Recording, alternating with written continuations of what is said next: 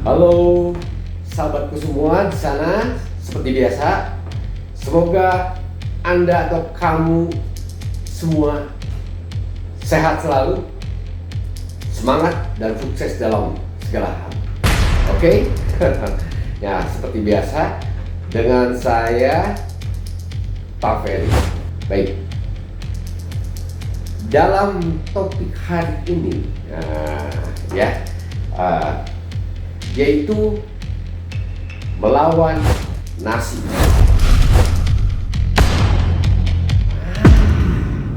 Waduh, gimana tuh? Oke ya, nih seperti biasa di dalam program ini, yaitu saya ingin berbagi hikmah atau pengalaman.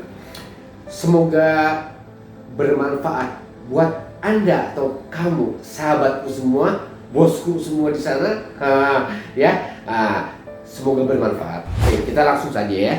Nah, di dalam topik ini yaitu melawan nasib. Pada umumnya pasti tahulah, mungkin kamu atau Anda juga tahu, nasib bisa dirubah, namun takdir itu sudah ketentuan daripada Tuhan Allah. Oke, nah pada umum seperti itu. Tapi dalam kenyataan ini berdasarkan pengalaman yang nyata. Sebetulnya dua-duanya itu pun juga dapat kita kendalikan dan dapat kita rubah, tetap seizin Tuhan. Oke, kita langsung ke pembahasannya ya. Sebelumnya sekarang saya mau tanya, apakah takdir bisa dirubah? Oke ya. Kita santai ya. Saya mau bercerita, berbagi hikmah atau pengalaman, dan menurut berbagai unsur yang memang mereka lebih berpengalaman dari saya. Kita pemahamannya itu antara nasib dan takdir itu kita harus pisahkan dulu ya. Kita bahas dulu masalah nasib. Mungkin Anda atau kamu juga tahu, pada umumnya nasib itu sudah pasti bisa dirubah, tergantung daripada kita dan izin Tuhan. Betul, ada nasib keberuntungan, kemalangan, mujur, maksudnya nasib baik, nasib jelek atau buruk. Karena Tuhan itu tidak mungkin memberikan nasib kepada umatnya atau manusia, apalagi yang percaya padanya, diberikan nasib buruk atau jelek. Setuju? Nah, tapi kenapa ada juga misalkan yang memang kenyataannya buruk ya atau jelek? Bahkan mungkin sebaliknya, ada yang nasib bagus atau ya mungkin nasibnya selalu beruntung.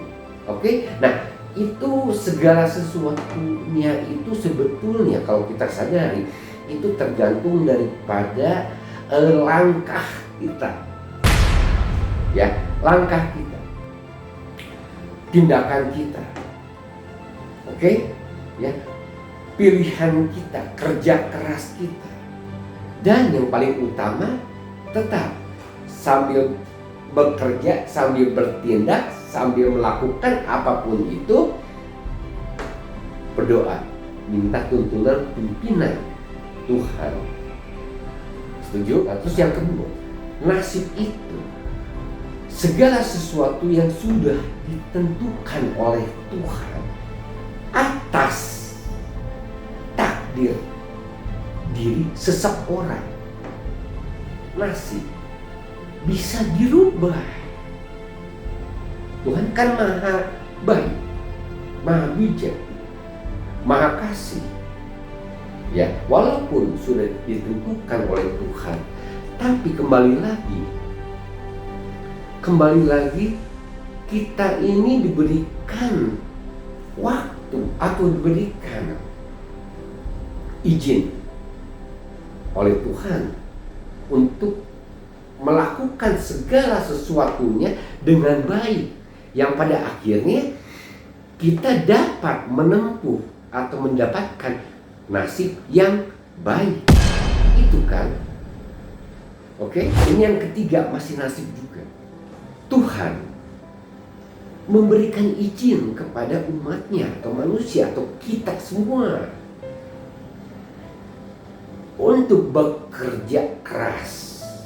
Oke, ya, bekerja keras.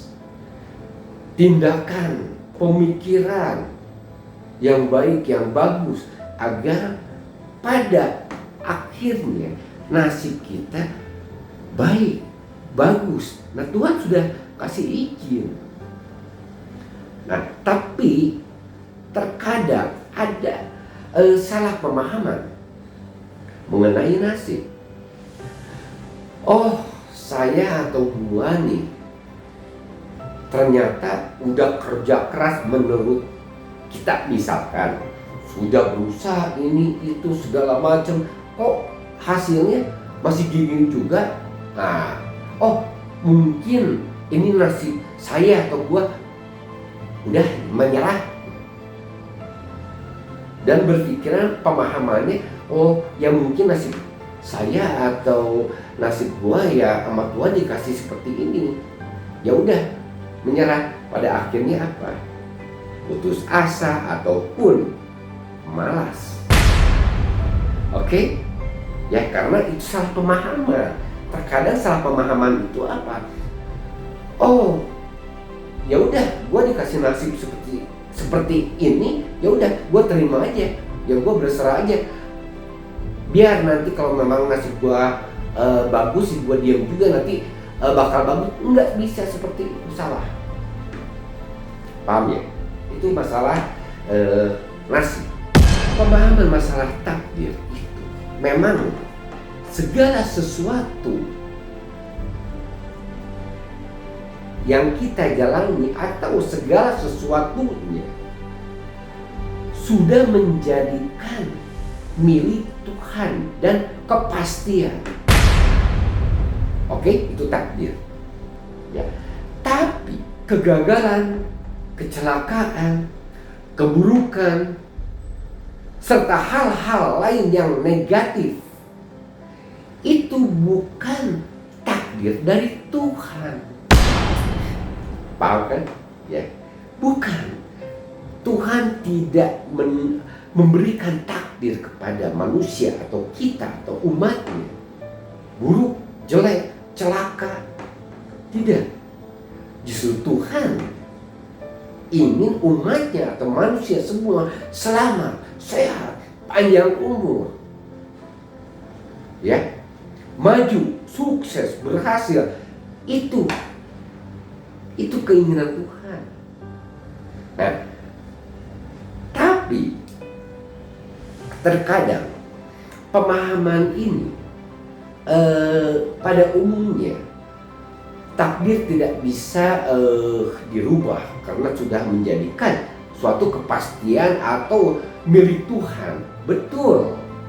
Tapi Tuhan tetap memberikan hak kepada umat atau manusia yang percaya padanya, memberikan hak untuk memilih. Memilih. Kita diberikan pilihan. Mau pada akhirnya takdirnya jelek, buruk, atau bagus. Kita tetap diberikan pilihan. Tuhan itu maha bijak. Nah, tapi banyak orang yang salah paham. Oh ya, ini udah takdir gua, oh ini udah takdirnya. Yang pada akhirnya, saya kerja, ya kerjanya aja. Atau misalkan, udahlah, memang udah takdir gua atau takdir saya yang Tuhan sudah pastikan nggak bisa dirubah, ya udah gua diam aja. Bukan seperti itu. Pokoknya gini, Tuhan tidak pernah memberikan takdir atau menentukan takdir, gagal, celaka, buruk, tidak. Paham kan ya? Jadi memang persamaan antara nasib dan takdir ini kurang lebih hampir sama, tapi inti penekanan beda. Nasib ya tergantung kita, ya bisa dirubah, itu kan secara umum seperti itu. Takdir sudah ditentukan, kepastian dari Tuhan, betul, memang betul. Tapi bukan berarti kita tidak mempunyai hasrat untuk memilih merubah langkah kita. Bagaimana caranya agar takdir kita baik dan bagus? Paham kan ya? Oke ya. Ini ada satu filosofi yang memang menurut saya itu sangat baik. Filosofi ini berbunyi atau mengatakan sebuah ketulusan dapat merubah nasib yang sudah ditakdirkan. Jadi gini, di sini juga ada mungkin masih ada ya yang memang salah pemahaman. Maksud tulus itu bukan berarti kita menyerah, berserah. Udah diem aja, ya kan tulus. Yang pada akhirnya apa? Berefek apa? Malas. Oke? Nah, jadi nanti di saat nasib kita seperti bagaimana atau takdir kita bagaimana, ya kita jangan sampai menyalahkan Tuhan. Oke? Paham ya? Nah, padahal itu sebetulnya kita diberikan pilihan atau memilih langkah kita. Oke? Nah, itu memang dibutuhkanlah pengetahuan, hikmah, pengalaman. Nah, dari situlah pengetahuan itu. Oh, hikmah saya atau pengalaman saya dulu bisa seperti ini. Atau misalkan ada rekan atau teman atau saudara atau siapa. Nah, kita belajar daripada kesalahan. Oke? Kalau kita belajar dari kesalahan, pasti langkah kita, pemikiran kita ke depannya pasti tambah lama, tambah ke depan akan benar. Kalau kita belajar dari kesalahan, saya akan memberikan contoh, ya, memberikan contoh hikmah atau pengalaman saya sendiri. Saya ini seorang produser film, oke. Saya ini perusahaan PH film atau production house film, memproduksi film, ya, film ya kerjasama dengan televisi atau maupun layar lebar, oke. Nah seperti itu, ya. Nah saya ini sedikit memberikan contoh pengalaman saya sendiri. Saya dulu sebelum memproduksi itu memang kita pastilah kerjasama, ya, karena kan kita membutuhkan, kita produksi film, ya, tayangnya di mana, ya, terus udah gitu secara bisnisnya, sistemnya bagaimana, betul nggak, dan lain-lain hal, ya. Nah ini saya mau cerita dulu saya pada saat produksi, anggap setelah segala sesuatunya deal, sistemnya deal, surat kontraknya deal, Tapi sebelum mohon maaf, ini privasi ya. Pokoknya saya kerjasama yang pada akhirnya kerjasama bisnis maksudnya, yang pada akhirnya bisnis ini saya harus memproduksi film gitu ceritanya ya. Nah saya produksi.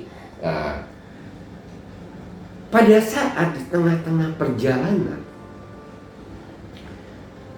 padahal sebetulnya secara logika, secara prosedur itu sudah benar, oke? Tapi kenapa hambatan yang memang di luar dugaan itu terjadi? Padahal secara teori, secara logika, secara prosedur itu sudah benar. Tapi kenapa kok bisa sampai berubah?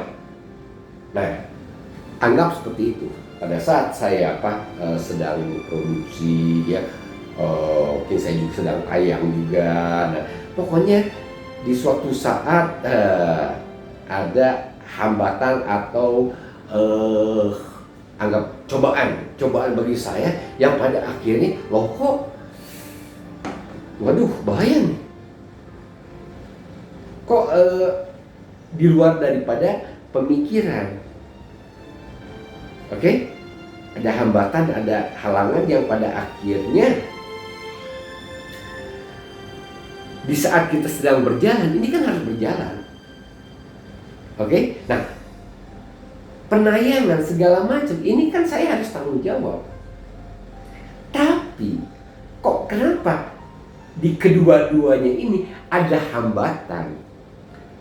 Hambatan maksudnya dari pihak luar ya, dari pihak luar yang pada akhirnya dalam arti gini, perjanjian A pada saat kenyataan, di tengah-tengah kenyataan kok jadi Z atau jadi cek misalkan seperti itu. Ternyata, waduh, kalau saya berhenti, saya berpikir saya bertanggung jawab pada pihak yang kerjasama dengan saya, klien saya, oke? Nah, saya juga bertanggung jawab pada masyarakat, dan saya bertanggung jawab juga kepada kru saya. Saya berpikir kasihan. Dan saya juga berusaha tidak mau membuat kesalahan dari diri saya. Itu saya berdoa sudah ya, betul-betul saya segala sesuatu pun secara prosedur saya sudah laksanakan. Tapi kenapa kok ini ada apa nih halangannya? Di situ saya terlalu emosi, terlalu egois. Wah, kalau begini caranya tetap hambatan, halangan segala macam saya dobrak. Saya tidak berpikir seharusnya kan waktu itu saya berpikir ini ada apa, paham ya? Nah, tapi saya tidak menghiraukan itu karena apa? Tertutup oleh keemosian saya, kesatu emosi, egois, dan rasa kasihan saya terhadap kru saya, pegawai saya, dan ya semua ya. Oke, nah saat itu saya berpikir jadilah karena terlalu emosi, jadilah iblis masuk. Iblis masuk. Wah, gimana caranya? Pokoknya ini segalanya ini harus saya dobrak. Saya nggak mau tahu nih ada halangan, ada hambatan apa nih. Pokoknya saya harus dobrak semua. Pada akhirnya apa? Nanti saya akan cerita ya. Nah, pada akhirnya saya iman terganggu, masuklah ke dunia hitam. Seperti misalkan saya tanya ke orang bisa, tanya ke dukun, bahkan saya turun tangan sendiri, yang pada akhirnya saya sebetulnya mengecewakan dan berkhianat pada Tuhan. Ya itu kan ke setan, ke iblis. Karena apa? Karena ingin semua ini lancar. Paham kan ya? Nah, dari situ ternyata iblis atau setan itu hebat. Awalnya ya segala hambatan, segala sesuatunya lancar kembali. Ya, pihak-pihak yang kerjasama dengan saya pun juga kok berubah jadi ya lancar aja. Nah, tapi hati-hati. Iblis atau setan itu ibaratnya gini, lempar batu sembunyi tangan. Jadi di saat di pertengahan kelancaran lagi itu betul-betul saya mendapat hantaman lagi.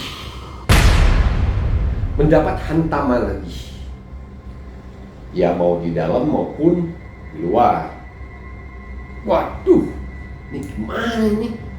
Saya udah berbagai macam cara nih. Wah, udah betul-betul mati-matian. Nanti saya akan cerita ya, ada di video mendatang saya akan cerita pengalaman hikmah saya sampai saya silaturahmi atau bertemu dengan ratu ular gaib setan kan.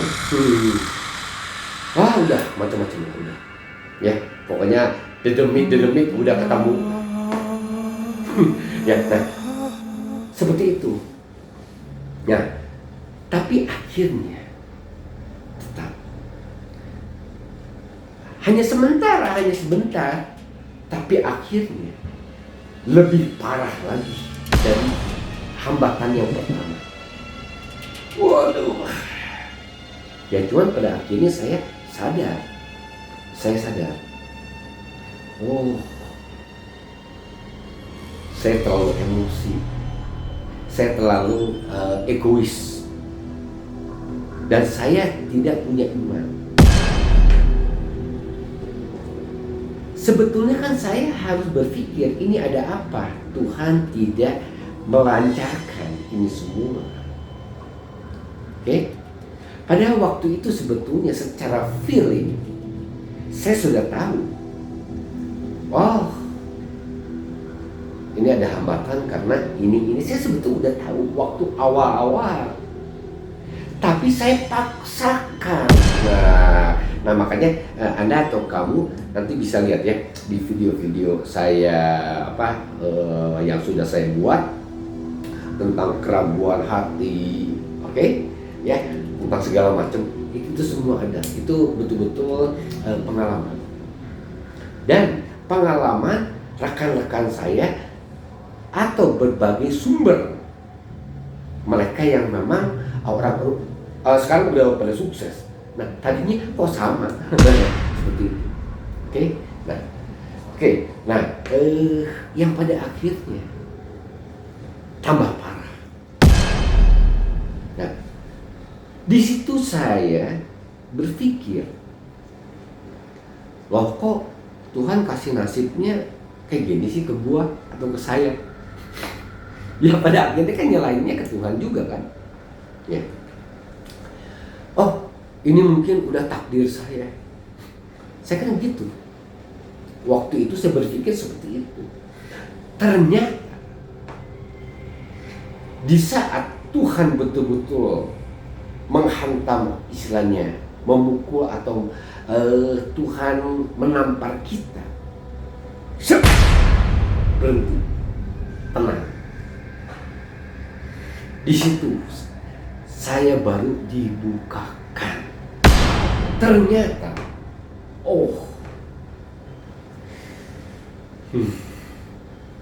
akhirnya kan nyesal.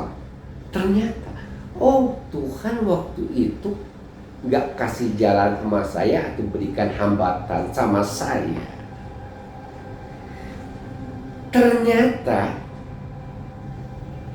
ada hal ini, itu semua terbuka di saat kita diam. Paham? Ya, itu semua terbuka. Wah, saya nangis, saya betul-betul minta maaf sama Tuhan. dan betul-betul bersyukur, terima kasih. Nah, karena pas pada saat saya mengecewakan Tuhan kan ke hal gaib itu karena ingin menyelamatkan banyak orang dan ingin segala sesuatunya berjalan lancar. Untung Tuhan nggak ambil nyawa saya. Ya kenapa? Karena sudah mengecewakan. Malah lari ke ilmu hitam, lari ke setan, nah seperti itu. Paham kan? Ya, nah Tuhan itu sangat baik, sangat baik. Tinggal bagaimana kita betul-betul mengimaninya. Ya, dan pokoknya apapun yang Tuhan berikan sama kita, perjalanan kita itu atau dibalik itu semua ada maksud-maksud Tuhan yang baik. Paham ya? Oke? Ya. Nah, oke, kita lanjut. Nah, jadi cerita itu, contoh itu percuma saya lari ke sini ke dukun atau mendalami ilmu hitam, ya, karena ini pengen jalan karena apa? Saya istilahnya punya rasa, saya orangnya terlalu kasihan, terlalu tidak enak terhadap orang lain. Saya terlalu polos, terlalu ini ya. Nah, mungkin Anda atau kamu bisa lihat nanti ya di video saya yang lain. Jangan terlalu baik sama orang. Itu semua bukan, itu semua betul-betul saya alami dan betul-betul berbagai sumber rekan-rekan saya itu mengalami juga. Oke, ya kita lanjut ya. Nah, jadi kesimpulannya nasib maupun takdir itu bisa kita rubah. Itu berdasarkan apa? Kerja keras kita, ketenangan kita, kepercayaan kita, keyakinan kita sama Tuhan, tindakan kita. Ya, tindakan kita tetap kita pengen merubah segala sesuatunya, kita harus bertindak. Oke? Ya, kita harus bertindak. Nanti pastilah memang waktu pasti ada proses. Tidak mungkin seminggu, 2 minggu, atau sebulan, 2 bulan, mungkin 1, 2, 3 tahun kita sudah berubah segala sesuatunya langsung berubah. Ya, bisa juga seperti itu, tapi bisa juga berapa tahun kemudian baru kita bisa berubah atas hasil daripada perubahan tindakan kita yang akhirnya kesimpulannya nasib kita akan baik dan takdir kita pun karena pilihan kita atau kita memilih tindakan kita sendiri ingin baik nantinya kita lakuin. Nah seperti itu. Jadi kesimpulan akhirnya, pertama, kita harus dapat mengontrol diri, jangan memaksakan diri. Ya, kan ada satu filosofi, jika kamu merasa pahit dalam hidup dengan suatu tujuan, itu adalah bahagia. Pahit di awal, no problem, tapi di akhir nanti kita dapat manis. Imani dengan sabar, tabah, dan yakin, tapi tetap dengan semangat bertindak, ya, bertindak, bekerja keras, ingin betul-betul merubah segalanya, tapi tetap seperti kewaspadaan, hati-hati, ya. Karena mungkin Anda atau kamu juga tahu sendiri, orang lain, teman kita atau siapapun tidak semua senang, tidak semua suka dengan kita. Ya, nah ada juga yang tidak suka dengan kita. kita. Mungkin banyak. Nah, disitulah kita harus mewaspadai, tetap hati-hati untuk melangkah. Oke? Paham ya? Semoga hikmah atau pengalaman yang saya bagikan ini dapat bermanfaat bagi kamu atau Anda sekalian. Akan tetapi kalau menurut Anda atau kamu tidak masuk dalam logika, jangan didengar. Oke? Nah, tapi kalau menurut Anda atau kamu memang masuk, semoga bermanfaat dan Tuhan memberkati. Oke? Nah, oke ya. Nih, sesudahnya saya mengucapkan terima kasih banyak kepada rekan-rekan saya, sahabat saya, atau teman-teman semua yang mendukung dan membantu subscribe di channel saya ini demi pengembangan, demi kemajuan kita semua, demi silaturahmi kita semua. Saya mengucapkan terima kasih banyak. Thank you. Ya, semoga Anda semua diberkati Tuhan. Nah, oke. Sahabatku semua, silakan, ini ada cuplikan film ya, waktu itu film layar lebar saya.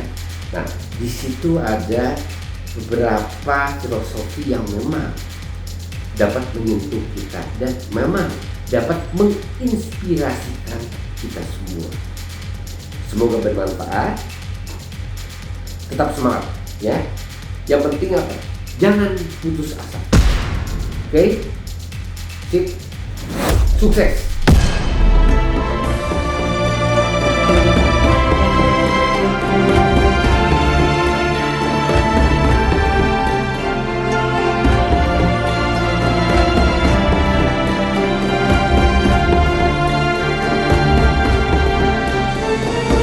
Di dunia ini sulit menemukan kebahagiaan. Mengapa harus sedih? Hidup adalah anugerah yang harus dijalani, bukan dirayakan. Sabar, ikhlas adalah kuncinya. Hanya dengan ketulusan hati dapat merubah segalanya. Nah, kalau saling membalas dendam, kapan berakhirnya? Hanya hati yang lapang yang dapat menumbuhkan pahala tiada batas.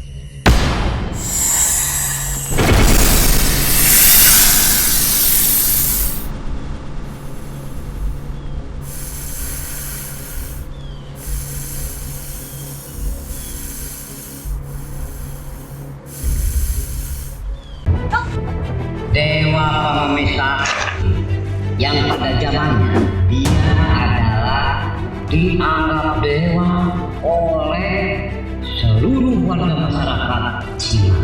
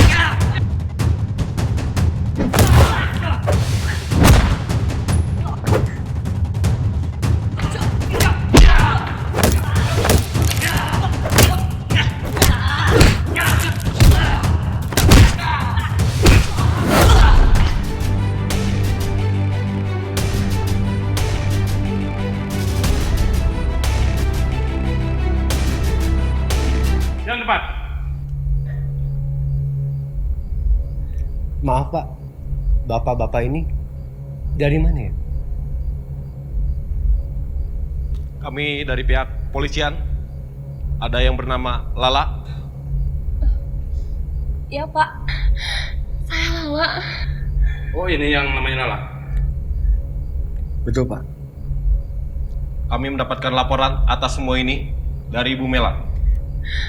Ya Pak, betul itu ibu saya. Pak Robert, bagaimana nih? Baik.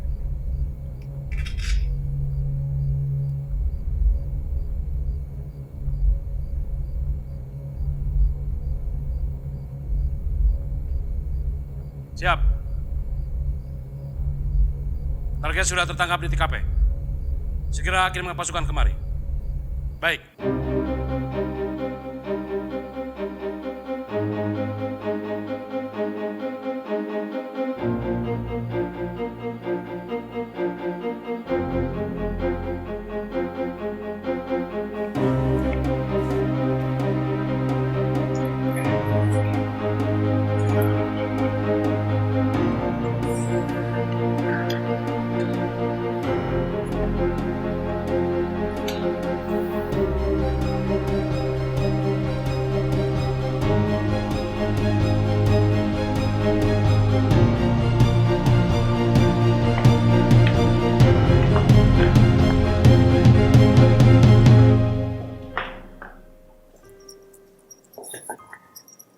Bu, bagaimana keadaan Cinli?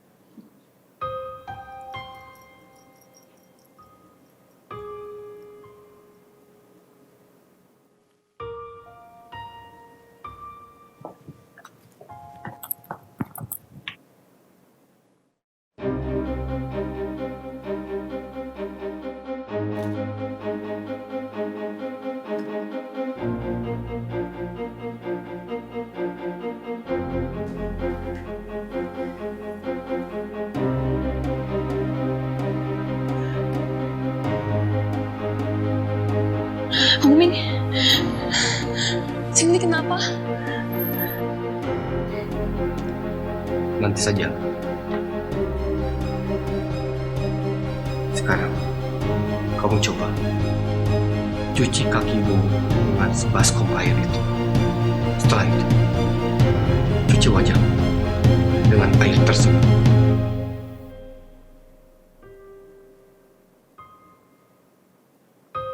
Nah, Kong Ming, apa artinya ini? Bu, tenang saja, Bu. Sekarang, silakan, Bu duduk dulu.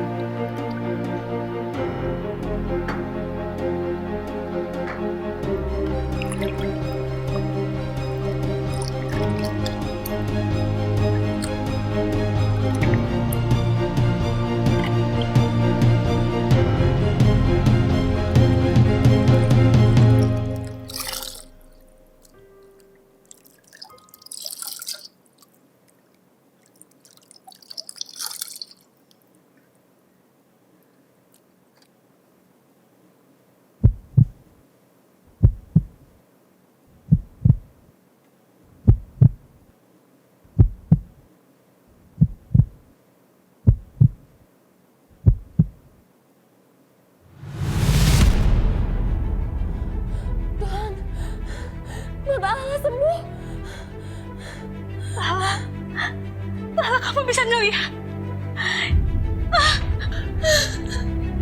Terima kasih Tuhan. Kamu mulai bisa ngelihat.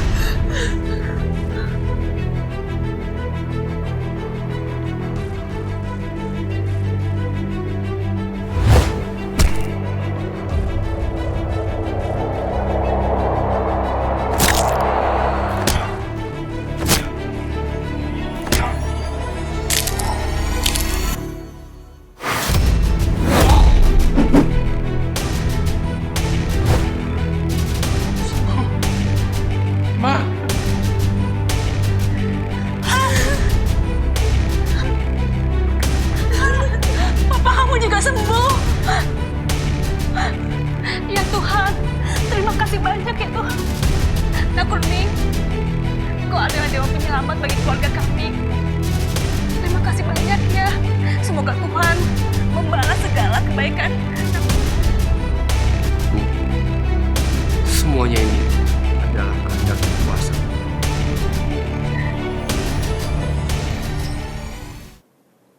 Mah, Kasini kemana?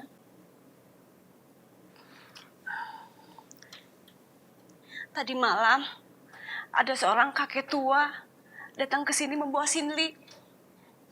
Dan Mama sangat yakin kalau dia itu adalah keturunan dewa. Ibu benar. Mari ikut.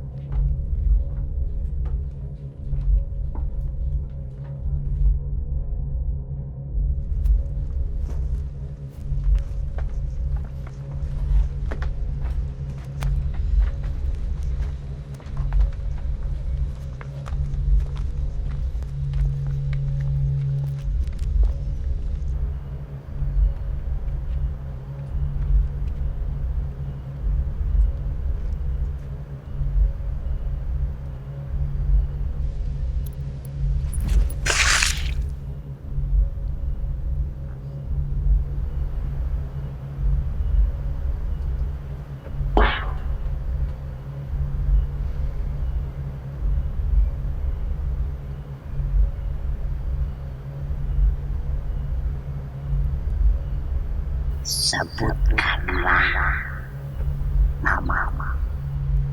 Cikung.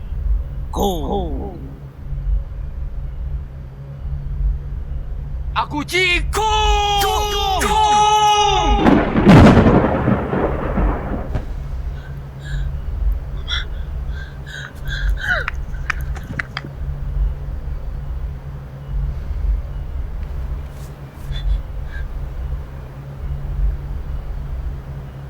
Mama! Papa! Mas, Ma! Oh, ini Mas, Ma! Cikung.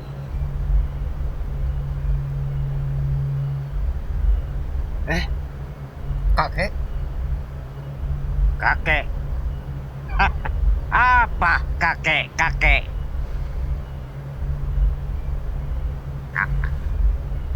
Kek, mengakulah. Aku sudah tahu.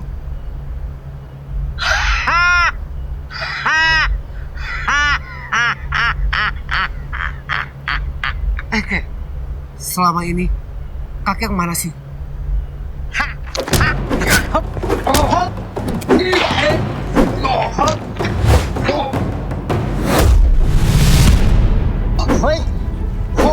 Sili.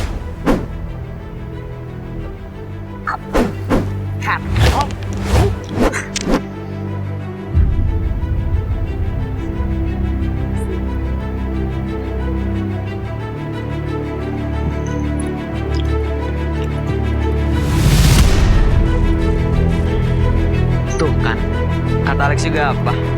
Kenalan dong.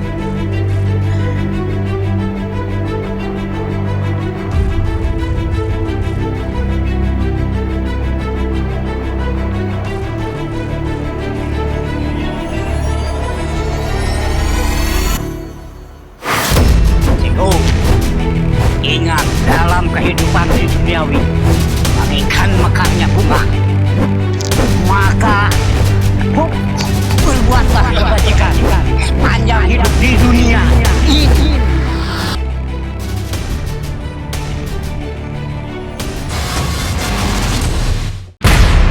Buat saudaraku Perry, Miming Tiger dan keluarga di Bandung, selamat Hari Natal dan Tahun Baru 2020. Kita tetap semangat satu keluarga besar.